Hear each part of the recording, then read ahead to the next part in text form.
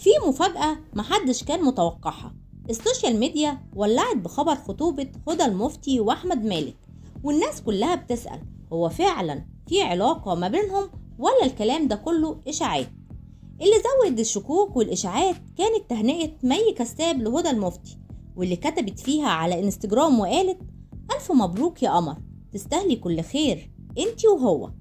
الكلام ده خلى الناس تربط الأحداث ببعض ويقولوا إن فعلا في علاقة ما بينهم، خصوصا بعد ما تشافوا مع بعض أكتر من مرة في مهرجانات ومناسبات وبره التصوير كمان.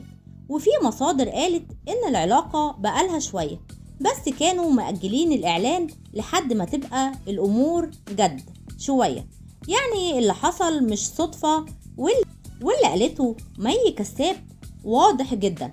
وسواء كانت خطوبة فعلا أو بداية حب، الناس كلها فرحانة وبيقولوا هما لايقين على بعض جدا وبينهم كيمياء جميلة جدا وواضحة للكل حتى على الشاشة.